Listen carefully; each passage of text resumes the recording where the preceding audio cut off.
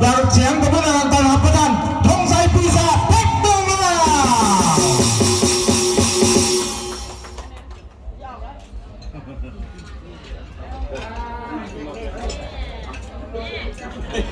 มันจะชอบกระถางขึ้นเป็นเนี่ยนักดนตรี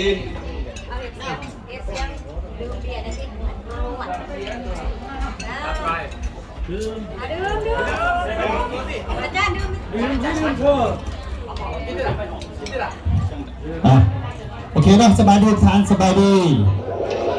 เป็นจะได้ยินข่าวแซ่บบ้างโอ้โหหลายคนมากับงงอยู่กับงงกันเนาะเพราะว่าเขามากันนี่กะเข้าใจว่างานหยังมันบ้างเป็นงาน OPP VIP เนาะครับสมาชิกสมาคมของP125เนาะหลังจากที่เขาลงพื้นที่ไปมากแล้วท่านเนาะอันนี้คือผลงานจากS2 Center เป็นนี่เนาะเป็นผลงานจากS2 Center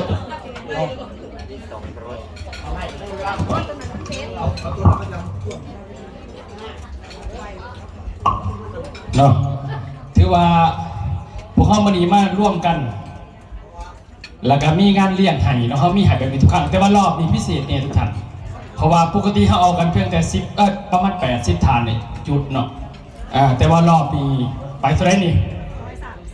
130 ฐานทุกท่านต้องเบิ่งให้ตัวเองเลยเนาะฉะนั้นมื้อนี้เนาะเขามาพบปะกันเขาสู่ครอบครัวเนาะในการดูแลของพลัสโกล่าเฮาเนาะมื้อนี้ก็เคลื่อนเป็นงานแรกของปี2026เลยเนาะเป็นงานทมิตเลยของปีนี้และเป็นมื้อสันวันดีมื้อนี้วัน14 กุมภาพันธ์วันแห่งความหักทุกท่านเนาะถ้าบ่ฮักกันก็สิบ่มาดอกเพราะว่าถ้าท่านมีกันฮักอยู่บ้านก็คือสิถ้ามอบกันอยู่บ้านแล้วเนาะมื้อนี้พิเศษทุกท่านมาฮักกันอยู่วันนี้และมีรางวัลพิเศษหลายอย่างด้วยท่านเด้อมื้อนี้เด้อสิมีการมอบรางวัลยังไงเนาะสิมีมอบรางวัลเรื่องของการเดินทางเนาะก็คือสมาชิกของพลัสโกล่าเฮาที่ผ่านโปรโมชั่นไปเที่ยวเชียงใหม่คือท่านเนาะประเทศไทยเนาะจะได้เดินทางวันที่วันที่1ถึงวันที่5เดินทางโดยเครื่องบินเนาะสายการบินแอร์เอเชียเนาะเฮาไปเที่ยวนี่บ่มีแต่เชียงใหม่เด้อมีเที่ยว3 จังหวัดด้วยกันแถมฟรีอีก2 จังหวัดทุกท่านเนาะมีพาไปเที่ยวขอนแก่นอีก1 จังหวัดและพาไปเที่ยวสกลนครอีกจังหวัดที่3ถึงเชียงใหม่ดีวะภายในไปเนี่ยยกมือขึ้นมั้งโอ้หลายคนเติมเนาะมื้อนี้สิมีการมอบบัตรมอบป้ายอยู่นี่เด้อเป็นรางวัลสำหรับคนเก่งนะท่านเนาะที่ทำงานกันมากในต้นเดือนที่ผ่านมานะท่านเนาะและรางวัลต่อมาเขามีมื้อนี้เป็นรางวัลท่องเที่ยวเนาะจะเดินทางไปเที่ยวล่องเรือเจ้าพระยาเนาะซึ่งเป้าหมายของมิตรเท่ากับมีแต่ล่องเรือเจ้าพระยาทุกท่านอันนี้รอบนี้เป้าหมายเท่านี้จะเอาอยู่5 รถบัสท่านเด้อแต่ปัจจุบันนี้กำลังเต็มแล้ว2 รถบัสยังอีก3ตอนนี้นะแต่ว่าไปเที่ยวรอบนี้พิเศษอีกปกติว่าจะไปแต่ล่องเรือแล้วจบเนาะไปลงเพื่อแล้วก็ไปสวนสยามที่กรุงเทพแล้วก็จบขึ้นมากรุงเทพแล้วมารอบนี้พิเศษให้อีกเนาะให้นอนฟรีเพิ่มอีก2 คืนพาไปเที่ยวทะเลจันทบุรีทะเลงามหาดเจ้าเหลาฟรีอีกทุกท่านต่อไปอีกก็โปรเหมือนเดิมนะผู้ใดจะซื้อโปรผ่าน3 ตนแล้วนะปกติเขาจะพาไปเที่ยวกรุงเทพเนาะแต่รอบนี้แถมฟรีอีกจะพาไปเที่ยวทะเลหาดเจ้าเหลาทะเลงามจันทบุรีเนาะแล้วไปห่วงงานใหญ่หมักทุเรียนดีหมักทุเรียนงามเขาใส่ปุ๋ยพาวเวอร์กรีนปุ๋ยเก่าเกษตรโรเนี่ยเขาใส่จังไหนเขาจะพาไปทัศนะอยู่ที่บอนใส่ปุ๋ยโดยตรงเนาะฉะนั้นผู้ใดอยากได้โปรต่างๆกับสมัครเอาเลยเด้อพอเขาจะปิดโปรตัวนี้ประมาณเดือนหน้านี่ปิดเลยเนาะไม่ว่าเอาสมัยสำนันในส่วนไฟสื่อ3 ตันนี่นะเนาะส่วนอื่นก็จะได้เพิ่มกับเป็นจ่ายเงินเพิ่มแล้วบัดนี้จะค่อยให้ไปเด้อประมาณนั้นอันนี้เขาหมายไว้เนาะอันนี้คือ2 โปรแล้วมื้อนี้และต่อมาเขาก็สิมีมอบเสื้อสูตรบริหารด้วยกันเด้อผู้ที่อยู่ในบริษัทพลัสโกล่าเฮาเนาะเรียนรู้ธุรกิจมาแล้วก็เขาผ่านอุปสรรคกับบริษัทมาเนาะเรื่องพ้นได้หับเขามีได้หับอยู่แล้วเนาะแล้วก็มื้อนี้ก็มีคนที่เรียนผ่านนักเรียนใหม่ที่เขาเป็นคณะกรรมการบริหารก็สิมีมอบเสื้อสูทให้และส่วนผู้บริหารมื้อนี้ที่เขาเห็นเวียกกับบริษัทผ่านมาแล้วแล้วก็ประสบความสำเร็จมากได้ด่านวิชาการมาแล้วก็สิมีมอบสูทให้มื้อนี้ท่านเด้อเขาก็เห็นจุดนี้แล้วก็มีอื่นๆอีกหลายอย่างเนาะรางวัลโทรศัพท์มือถือ รางวัลอื่นๆวันที่ 14 กุมภาพันธ์การสิประมาณนี้นอกมื้อนี้เขามีงานร่วมประมาณนี้แต่มื้อนี้เนื่องจากวันดีเนาะ 14 กุมภาพันธ์ข้าพเจ้าแนะนำประธานบริษัทกับบ่มีหยังเนาะยินดีต้อนรับทุกท่านที่เข้าสู่ครอบครัวพลัสโกลาวเฮาบ่ว่าท่านสิมาเป็นอีหยังก็ได้เด้อท่านสิมาม่วนซื่อๆกับเมื่อก็บ่เป็นหยังเนาะหรือท่านสิมาสู่พลัสโกลาวมาโอ้ข่อยมักไปเที่ยวเฮาซื้อปุ๋ยกันอยู่แล้วโดยเดิมที่เขาก็ซื้อปุ๋ยอยู่แล้วบ่ซื้อเก่าเกษตรนาโนเขาก็ซื้อกาอื่นอยู่แล้วแต่ว่าผลตอบรับกับอนาคตกับสิ่งที่เพิ่มเติมมันอาจจะมีหน่อยแต่พลัสโกลาวเขาออกแบบมาจากประสบการณ์ของพระเจ้าในวงการเกือบ20 ปีเนาะเอาข้อมูลแล้วก็มาเฮ็ดจังได๋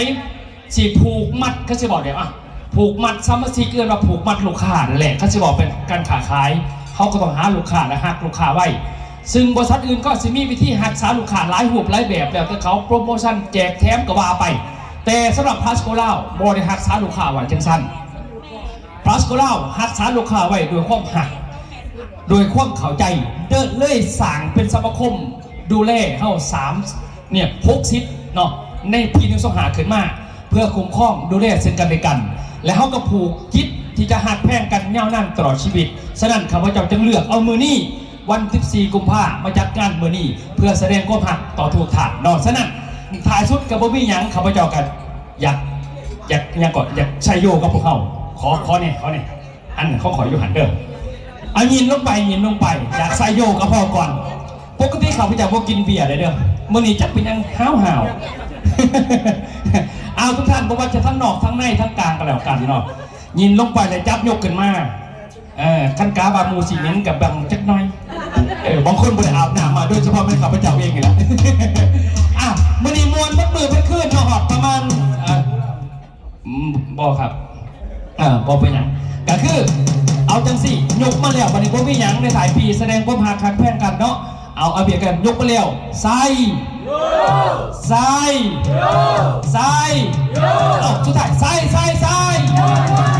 เอาตัว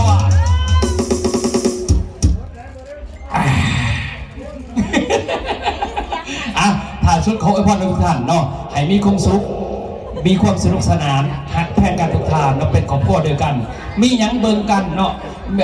มีปลากินปลามีสินกินสินมีมวลเต็มมวลฉะนั้นจากหูว่าหักหรือว่าหักคนนี้ข้าพเจ้าสิทายหูเบิ่งว่าไพ่ชิตินดีกว่ากันไพ่เต็มดีผู้นั้นหักหลายข้าพเจ้านอกแนะนำประธานบริษัทขอเปิดงานเป็นทางการขอกล่าวคำว่าสวัสดีทุกท่านเนาะตุ้มสุดๆให้ทั้งประธานอีกคนหนึ่งเนาะก็ถือว่าท่านประธานเพื่อนกันเลยเปิดงานไปแล้วเนาะกับพวกเอาเนาะวันนี้ชุดเป็นขอบลำบุ้งเลยเด้อวันนี้เด้อเนาะไหวได้เอียงเลยกระแลมก้อนหนึ่งตุ้มมือให้ประธานได้กระแลมเบอร์สันเบียตอดเราระบุต่อไปเป็นเราระบุรอบปฐมมาเลยเด้อเชิญคณะบริหารคณะกรรมการบริหารเด้อสุรนาวิธีเนาะน้ำหนาพระท่านสิเป็นทั้งในคอยกับผู้นี้พอในรู้จันคอยอาจารย์พุทธสวรรค์เด้อเนาะเอาคณะกรรมการบริหารเด็กกับคณะบริหารเด้อเราสุรนาวิธีรอบปฐมมาเลยเพื่อมาเปิดเป็นทั้งราชการให้ทั้งสมาชิกครอบครัวใหม่ของเฮาเนาะเพื่อนำหนาพระท่านเป็นท่านสมาชิกสมาคมครอบครัวเฮาเนาะขอเชิญเด้อคณะบริหารคณะกรรมการ